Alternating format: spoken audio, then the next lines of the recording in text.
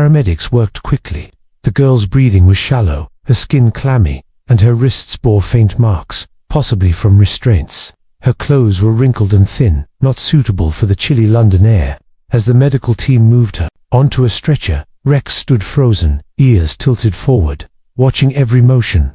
Officer Brian followed beside them, a pit forming in his stomach. He had seen a lot during his time in customs, drugs hidden in baby dolls, exotic animals stuffed inside crates, but nothing like this. Nothing this personal. The airport staff stood in stunned silence. A few people tried to record, but police officers quickly stepped in to block their view. A woman near the coffee kiosk whispered, "Is that ... a child? Was she in that bag?" Brian didn't respond.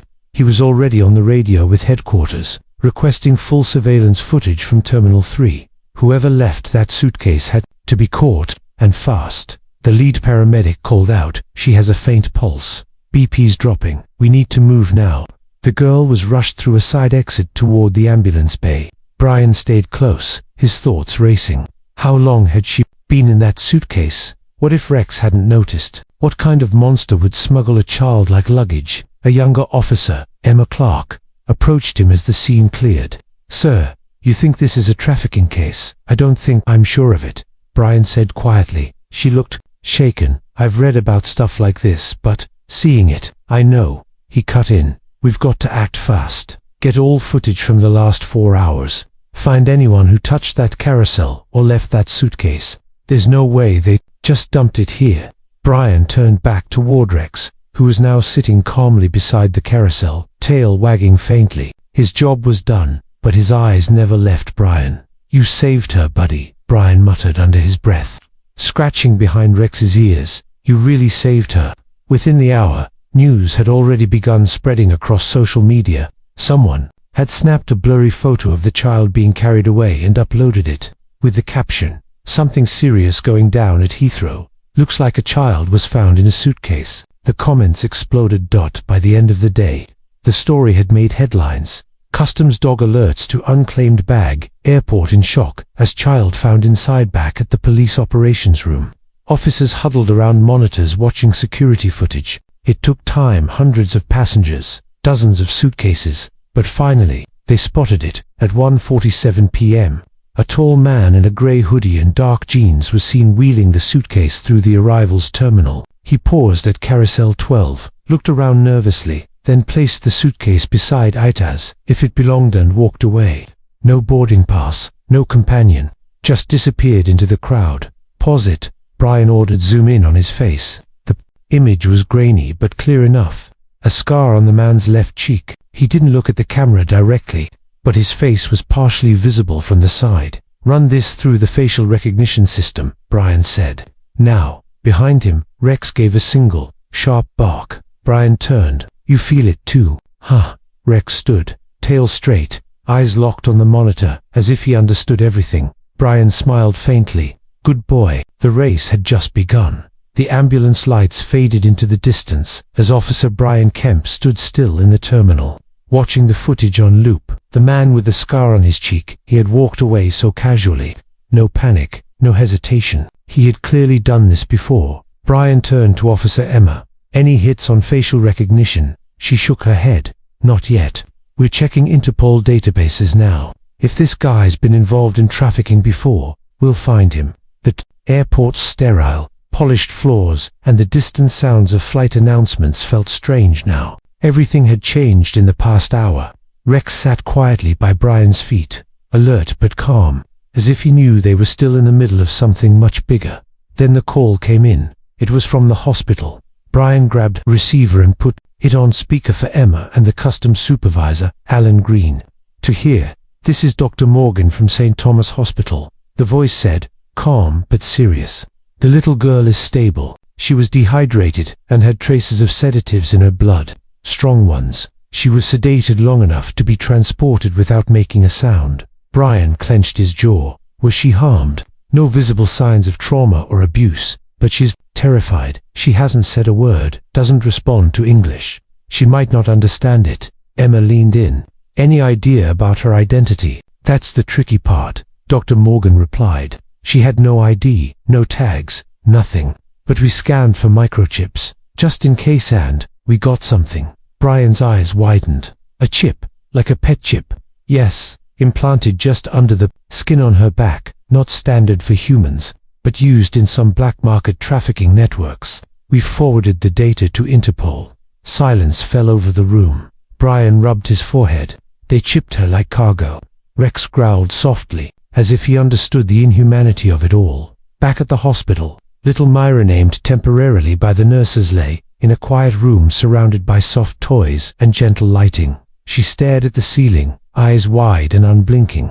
She hadn't spoken, she hadn't cried. She just lay there silent and motionless. A kind nurse named Lily sat beside her, reading softly from a children's book in 3 different languages, hoping Myra would react to one of them. French, Russian, Arabic. Still, no response. But then, just as Lily whispered the word Russian, for Homera's eyes flicked over. A tiny reaction, but a start. Meanwhile, Brian was back at headquarters working with immigration officers and child services. The chip had led to a breakthrough. The ID linked to the chip belonged to a missing persons report from Moldova filed 9 months ago. Name, Alina, age 4, reported missing, abducted during a break-in at her foster home. Suspected trafficking case. Case marked cold. Brian stared at the photo on the report. Same face, same innocent eyes. It was her. He looked at Emma. We just found a girl who was written off. This case is about to explode. Interpol sent a list of similar cases that matched the same trafficking pattern. 3 in Spain, 2 in Germany, 1 in Italy. All young children, all vanished from shelters or orphanages, all believed dead or sold into underground networks, but none of them had ever been recovered alive. Miralina was the first, a survivor. Brian's phone buzzed. Surveillance had picked up something new. A man in a black coat had been seen exiting the terminal minutes after the scar-faced man. He didn't look suspicious. He blended in with the crowd, but facial software flagged him as a known associate of a human trafficking syndicate based in Eastern Europe. Brian's blood ran cold. There were more of them. This wasn't a one-off, he said. They're running a system. Heathrow was just a checkpoint. Back at the hospital, Dr. Morgan walked into Mira's room with a small stuffed toy, a German Shepherd plush. He placed it gently beside her. To everyone's surprise, Mira reached out slowly and held it close. A single whisper escaped her lips, barely audible. The nurse gasped. What did she say? Brian asked when the update came through. She said Pesik. It means puppy or doggy in Russian. Brian looked down at Rex, then smiled. She remembers him. She remembers the dog who saved her. The battle to uncover the truth had only just begun. 2 days had passed since the discovery of Myra in the suitcase. The media storm hadn't calmed, if anything. It had grown louder.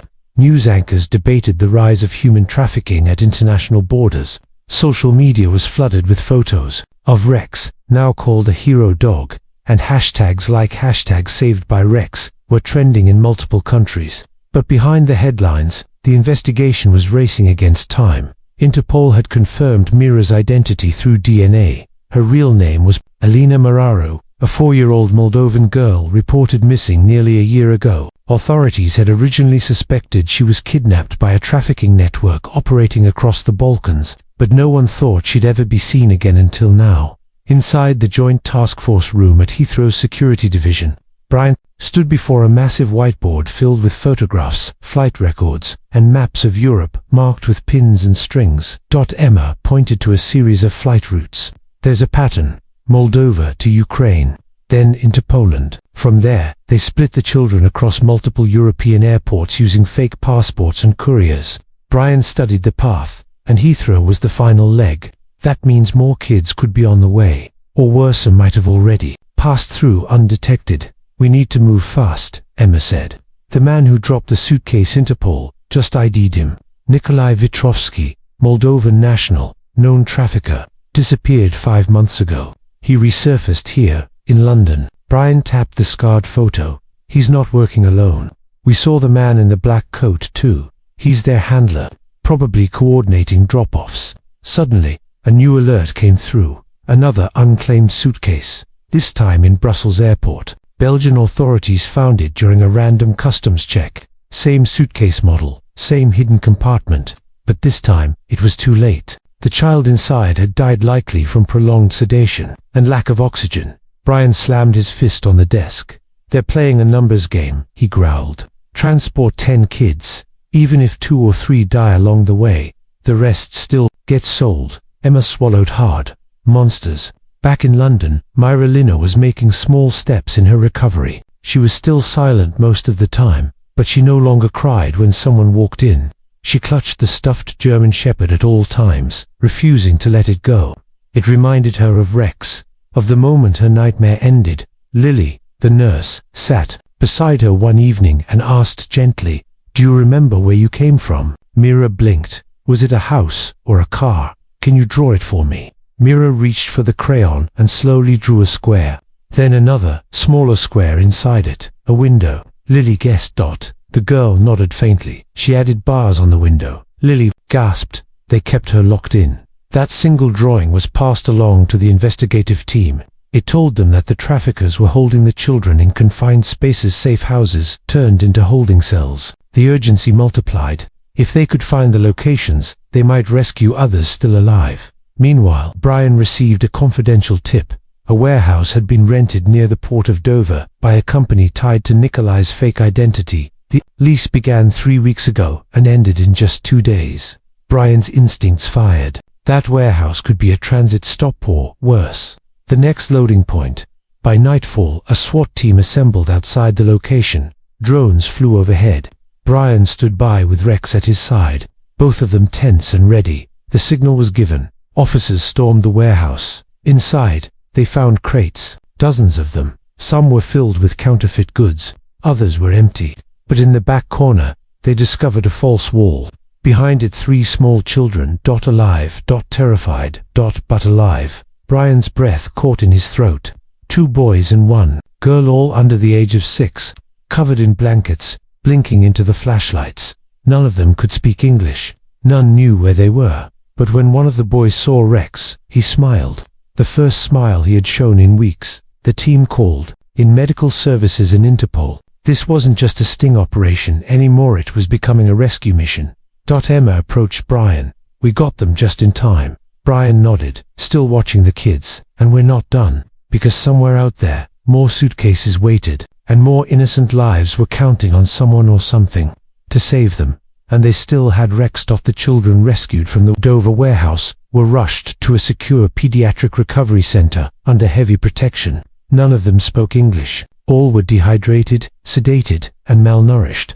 Yet they were alive and they owed their lives to the timely raid led by Brian and his team. But Brian knew this success was just a scratch on the surface. The traffickers weren't done, and neither was he. Back at headquarters, the whiteboard now had new photographs. The 3 rescued children, the Dover warehouse, and Nikolai confirmed Elias Daniel Hiskovi registered on multiple false documents across Europe. Interpol had linked at least 7 warehouses across 4 countries to Nikolai's network. Every single one was cleaned out. The traffickers had moved their operations underground literally. "They've gone dark," Emma said, scanning the latest satellite images. "They're using underground transit, possibly even sewer systems, or abandoned metro tunnels." Brussels and Berlin both flagged similar patterns. Brian frowned. "They knew we were closing in." Emma hesitated, then added, "Too fast, Brian. Every time we move, they're a step ahead." Brian looked up slowly. "You think we've got a leak?" She nodded. "Someone inside is feeding them information." That realization hit hard. Later that night, Brian sat alone in the K9 unit with Rex curled up beside him. The dog, though calm, seemed restless. His ears flicked at every hallway sound, as if he, too, sensed something wasn't right. Brian rubbed his head and whispered, "We might be chasing ghosts, boy, or we're being watched." The next morning brought a chilling update. The Interpol lead agent from Romania, Agent Stefan Doru, was found unconscious in a parking garage. In Munich, his laptop and encrypted USB drive were gone. That same day, an airport in Lisbon intercepted a suitcase. No child inside, but photos of the children already rescued. Someone was taunting them. Back in London, the tech team reviewed security footage from Heathrow again, hoping to catch any missed detail. Emma paused the screen at 2:11 p.m., 10 minutes after Nikolai dropped the suitcase. "There," she said, pointing. "That man.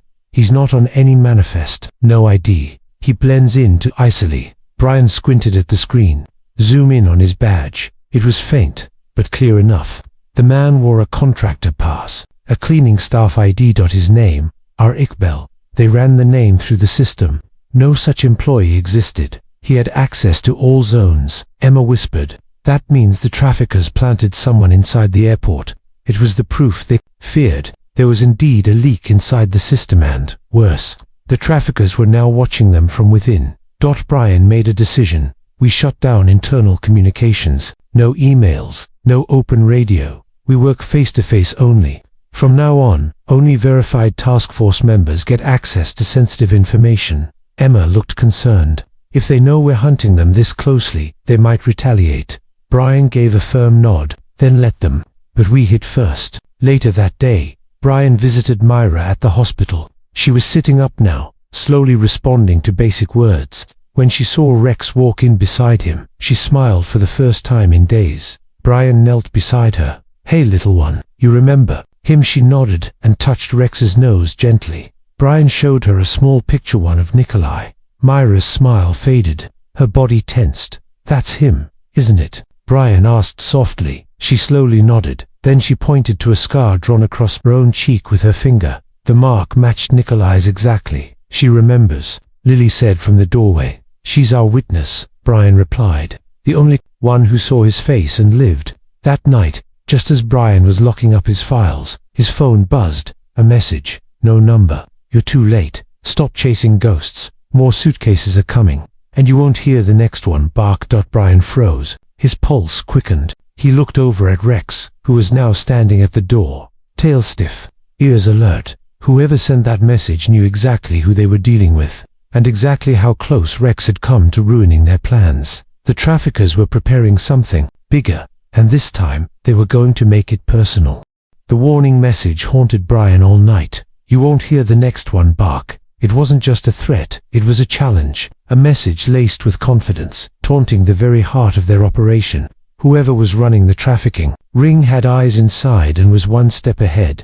And worse, they knew about Rex, about how one dog had thrown their entire system into chaos. The next morning, the task force met in a sealed underground room. No devices, no digital logs, only analog, reports and face-to-face planning. Trust had become rare currency. Emma entered with grim news. Interpol traced the IP used to send the message. It was a bounce. A relay system routed through 6 countries. Untraceable. Brian stared at the map. They're sending a message. They want us rattled. Emma hesitated before speaking. Brian, what if they're planning to take out Rex? Brian looked down at the German shepherd lying quietly near the wall. He had no idea he was now a target. We'll protect him, Brian said. He's not just a dog anymore. He's a key. Meanwhile, across the city, another suitcase appeared. This time, abandoned inside a train station restroom. Same make, same modification. But when authorities opened it, it wasn't a child inside. It was a tape recorder. It clicked on automatically as the suitcase opened. A chilling voice played in a cold Eastern European accent. You're learning fast, officer, but not fast enough. You saved one. You missed 3. They're gone now. Enjoy your victory. Brian's heart sank. Another taunt. Another reminder they were behind. Back at the hospital, Myra, still called Alina by her records, began speaking in fragments, mostly in Russian, sometimes Romanian. But her trust had grown. She would smile when she saw Brian. She would laugh softly when Rex laid his head in her lap. She had even started drawing again pictures of houses, cages, a dark truck. One afternoon, she drew something new, a building with a sign and large doors. Above it, she wrote a single word in Cyrillic, church. Emma translated aloud. She remembers a church. Brian nodded. Maybe a front. Traffickers have used religious buildings before. Let's pull records of recently abandoned churches near suspected routes. Hours later, they found one. An old Orthodox church on the outskirts of Manchester, shut down for repairs after a fire. But there were no permits filed, no equipment rented, no cleanup crews. It was a front. Brian didn't wait. He and the tactical team moved fast, loading into vans with canine support. Rex rode beside him, unusually quiet but alert.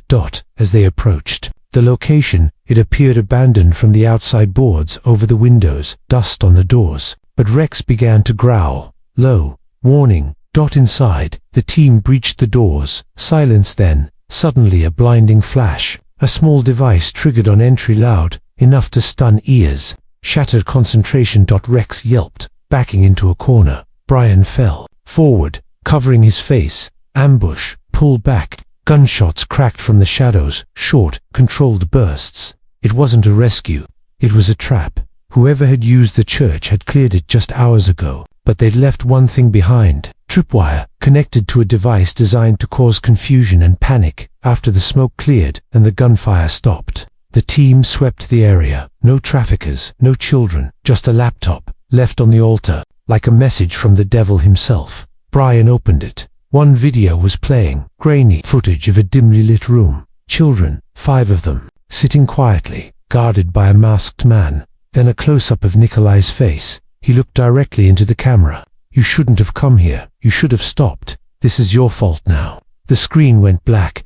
Emma appeared beside Brian. "He knew we'd find this place. He's controlling the game." Brian stared at the laptop, then at Rex, still trembling slightly from the noise, but slowly recovering. "No," Brian said, jaw tight. "He's controlling it because we're following the rules." He stood, turning to the team. "We stop being reactive. No more waiting for suitcases. We go after him directly." "But how?" Emma asked. "We don't know where he is." Brian looked down at Rex, who had stood, tail straight, nose lifted toward the far wall. Rex barked once, a short, sharp alert. There was something else in the church. Brian and the team searched fastened behind the altar. Beneath a loose floor tile, they found a sealed envelope addressed directly to Officer Brian Kemp. Inside it was a flight ticket stub, a coded set of numbers, and a single Polaroid photo, Myra. And a handwritten message. "Come alone if you want her to live." Brian's blood turned cold. The message wasn't just for him. It was a trap to finish what they started. The envelope's message echoed in Brian's mind like a drumbeat. "Come alone if you want her to live." His hands trembled slightly as he held the Polaroid of Myra eyes wide, sitting on a cold concrete floor somewhere unfamiliar. She was alive, but for how long? He handed the photo to Emma without speaking. Her face paled as she looked at it. "They've taken her again," she whispered. "No," Brian said, voice tense. "The photo is old. She's still at the hospital. I checked the security feed 5 minutes ago. But this message, this is personal. They're baiting me. They want me to think she's been taken. Why? Because I'm getting too close, and they want to isolate me." Brian turned toward Rex, who had not moved from his side since the raid at the church. His ears were still twitchy from the flash device, but his focus had returned. His eyes locked on Brian with quiet readiness. Emma stepped closer. "You're not really going to go alone, are you?" Brian nodded slowly. "They expect me to follow orders, but I won't go unprepared." The flight stub in the envelope was for a red-eye flight departing in 6 hours from London to Prague. There was no name on the ticket, but it had a confirmed seat. A trap hidden in plain sight. Brian packed light. He wore a discreet tracker under his jacket and concealed a small transmitter in his belt. He wasn't allowed to bring Rex. Staff would ask too many questions. The idea of going without him made Brian's stomach twist. Rex had saved Mira once, but this time, Brian had to walk into the fire alone. Before leaving, he went to the hospital for one last visit. Myra was sleeping, curled up under a blanket with a German Shepherd plush pressed to her chest. Brian stood quietly in the doorway. He whispered, "I won't let them scare you again." She stirred slightly, her tiny hand tightening round the toy. With one last glance, Brian turned and left. The flight was uneventful. No one sat beside him. No one spoke to him. But as soon as the plane landed, he knew he was being watched. A man in a dark coat followed him through the airport. Another waited by the baggage claim, pretending to read a newspaper upside down. Brian didn't react. He boarded a taxi and followed the instructions left in the envelope, handwritten directions to a town outside Prague, near an abandoned steel factory. It was the kind of place where no one went anymore. Cold, crumbling, forgotten. As the sun began to set, Brian arrived at the site. He stepped out of the cab and told the driver not to wait. Alone now, he walked toward the rusted entrance. Inside the factory, echoing footsteps led him to a stairwell. A single bulb flickered overhead, then footsteps behind him. He turned sharply. A man emerged from the shadows. Nikolai. Scar across his cheek, coat draped over his arm, eyes cold. I knew you'd come, he said with a grin. You care too much. Brian didn't flinch. You've been running scared ever since Rex found that first suitcase. Nikolai chuckled. Your dog is a problem, but you're a bigger one. He gestured toward a chair. Sit. You came for answers, didn't you? Brian didn't sit. I want to know how many more kids, Brian said, stepping forward. Where are they? Nikolai sighed dramatically. So serious. You act like a hero, but you're just another pawn. You think you've done something, saved a girl.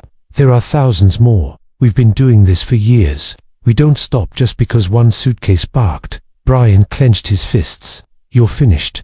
Nikolai raised an eyebrow. Am I? He tossed a small object toward Brian. It landed with a clink. A GPS tracker. The same model Brian had planted on himself. It took me 5 seconds to find that. And don't worry, we've jammed your signal. No one's coming. Brian didn't break eye contact. Then why haven't you killed me yet? He asked. Nikolai smiled wider. Because you're worth more alive. To them, from the side, another man appeared, bigger armed. He stepped behind Brian and pushed him forward. They led him through another corridor, down a set of stairs, and into a room lined with computers and surveillance monitors. On one screen, live footage of the hospital room. Myra, sleeping, still safe for now. Brian's heart skipped. Nikolai leaned in. You make one wrong move, and she disappears. Brian stayed calm, calculating. Every second mattered. Suddenly, outside the window, a flash of movement, a bark, then another dot. Rex. He wasn't supposed to be here, but he was. Brian smiled slightly, and for the first time in hours, Nikolai looked unsure. The sharp bark echoed through the broken steel walls like a battle cry. Nikolai froze. Brian turned toward the sound, chest rising with sudden hope. There it was again, a second bark, followed by the scuffling of paws on concrete. Nikolai stepped back, eyes narrowing. How did he get here? Brian allowed himself a small, defiant smile. You should know by now, you can't outrun Rex. Outside the factory, Rex moved like a shadow, low, fast, precise. Officer Emma, along with a specialized tactical team, had followed the hidden GPS, placed inside the plush toy Mira, clutched in the hospital. When Brian left it with her, he knew she wouldn't let go, and he knew the traffickers would try to use it to track him, but the plan had flipped. Instead, it had led them right to the den. Emma, geared up and silent, gave the command over her closed comms. Move in, take the back entrance first, watch for traps. Inside the factory, Rex paused just outside a side door. His ears perked up. He could smell Brian. He could also smell danger, gun oil, sweat, fear. Back in the control room, Nikolai tried to regain control. He signaled to his guard, who raised his rifle and pointed it at Brian's head. You planned this, Nikolai growled. Brian didn't answer. His eyes were fixed on the ceiling, with a faint sound of boots on old steel whispered above them. Nikolai pulled out a remote from his coat pocket. Then, I hope you planned for this. He pressed a button. Nothing happened. Brian smirked. You jammed my signal, he said. So I jammed yours. A loud crack suddenly burst through the room. A door kicked in, and 2 tactical officers stormed in from the side, followed by Rex. The German Shepherd launched forward, jaws open, heading straight for the armed guard. The man panicked, firing a wild shot into the ceiling. But it was too late. Rex hit him square in the chest, bringing him down hard. The weapon skidded across the floor. Chaos exploded. Nikolai lunged at the remote again, but Brian tackled him too. The ground, fist slamming into the man's ribs. Years of tension and fury unleashed in seconds. You put her in a suitcase, Brian shouted between punches, like she wasn't even human. Officers swarmed the room. Nikolai's second-in-command tried to run, but Rex spun around and bucked, signaled, drawing to officers to intercept him at the hallway. Within minutes, the building was secure. No more gunfire, no more threats, just silence, broken only by the sound of cuffs snapping and the wheezing gasps of a man who had once trafficked children like cargo, and now lay crumpled on the floor in defeat. Nikolai was arrested on the spot. His servers, files, and documents were seized. The evidence inside the building exposed the full scale of the operation: bank transfers, routes, handlers, and even client lists. Dozens of encrypted names tied to wealthy individuals across Europe, Asia, and the Middle East. As dawn broke over Prague, it became clear the ring wasn't just broken, it was shattered. Hours later, Brian stood outside the factory with Rex, By his side, the morning light hit the dog's fur as he sat calmly, tail tapping against the concrete. Emma walked over, bruised but smiling. "You all right?" Brian nodded. "Yeah, thanks to him." She looked down at Rex. "You know, there's something terrifying about a dog that smart." Brian chuckled. "Terrifying for them." Back in London, Myra sat in her hospital bed, surrounded by soft music and warm light. When the news played on the television and she saw the footage, Brian stepping out of the factory, followed by Rex, her face lit up. She touched the screen gently. Then turned to Lily, the nurse, and whispered, "That's my dog." Lily's eyes welled up. "Yes, sweetheart, he saved you again." Later that week, Brian returned to the hospital. Myra ran to him, not afraid anymore but smiling, laughing, her arms wrapped around his waist. Then she looked up. "Where's Rex?" Brian stepped aside. Rex trotted in calmly, tail wagging. Myra squealed and ran to him, hugging the dog tightly. The moment captured everything they had fought for: hope, healing, and justice. The traffickers thought they could hide in shadows, but one dog, one bark, had been louder than all their silence. The courtroom was packed. Media vans lined the street outside. Inside, every seat was filled with reporters, social workers, police officers, and families of missing children. At the front sat Brian, dressed in his uniform, hands folded tightly on his lap. Next to him sat Emma, and at his feet Rex. Calm and alert. Across the aisle, Nikolai Vetrovsky sat in silence, flanked by guards. His face was pale, his scar more prominent under the courtroom lights. For the first time since his arrest, he wasn't smirking. The weight of over 170 charges of human trafficking, child endangerment, and conspiracy to commit international crimes had landed like bricks across his shoulders. The prosecution began to speak. They showed photos of the children, some rescued, some still missing. They read out names, ages, countries. Brian felt each word like a punch to the chest. The room grew colder with every case described. Then the prosecutor introduced the final witness, Officer Brian Kemp, and K9 Officer Rex. "Please stand." The room turned as Brian rose. Rex followed him to the front, quiet but proud. The moment they reached the stand, murmurs filled the courtroom. Cameras clicked. Even the judge gave Rex a respectful nod. Brian spoke clearly. "We didn't find the child by mistake," he said. "We found her because Rex barked, because he refused to walk away from a suitcase no one else noticed. He didn't see her as cargo. He saw a life." He paused, his voice tightening. That single bark exposed everything. A whole operation, an entire chain of suffering. And it all started with one moment of instinct, one moment of courage. Rex looked up at him, ears perked. The courtroom was silent. Brian turned toward Nikolai. "She wasn't yours to take," he said, voice low and firm. "None of them were." The trial lasted 2 weeks. At the end of it, the verdict was unanimous. Guilty on all counts. Nikolai was sentenced to life without parole. The trafficking ring he operated was dismantled across 9 countries. His collaborators were rounded up one by one. Banks froze accounts. Assets were seized. Most importantly, 18 more children were found in hidden properties across Europe, alive. Each time, it was Rex leading the charge. Weeks later, the world had moved on, but Brian hadn't. He stood outside a small country house just outside London. A playground stood in the backyard. Laughter echoed. Myron, now officially recognized as Alina Muraru, again was playing in the grass, chasing bubbles and holding tightly to the leash of a plush toy Rex replica. Brian watched from the gate until Lily waved him in. Alina ran to him instantly. "Uncle Brian." He crouched and scooped her up. "Hey superstar," she beamed. "Rex, come too." Brian smiled. "He's waiting outside." Alina dashed toward the door. The real Rex stood patiently near the porch, tongue hanging lazily as he watched her approach. She hugged him the way only a child who had truly been saved could.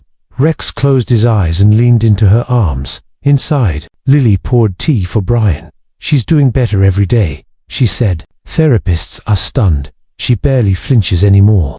She smiles more, and she sleeps with that Rex toy every night." Brian nodded slowly. "She's stronger than all of us." Lily paused, then added, "They're saying Rex will receive the King's Medal for animal bravery." Brian grinned.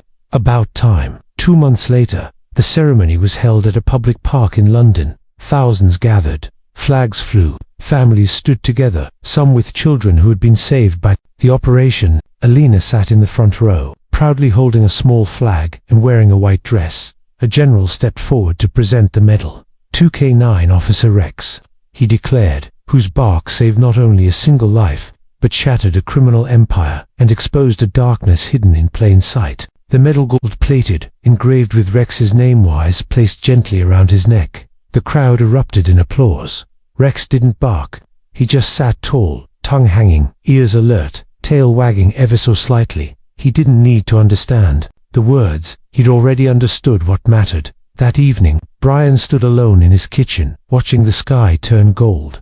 Rex sat beside him, now retired from active duty. "You did good, boy," Brian said, scratching behind his ears. "You did better than all of us." Rex leaned into him, content and at peace.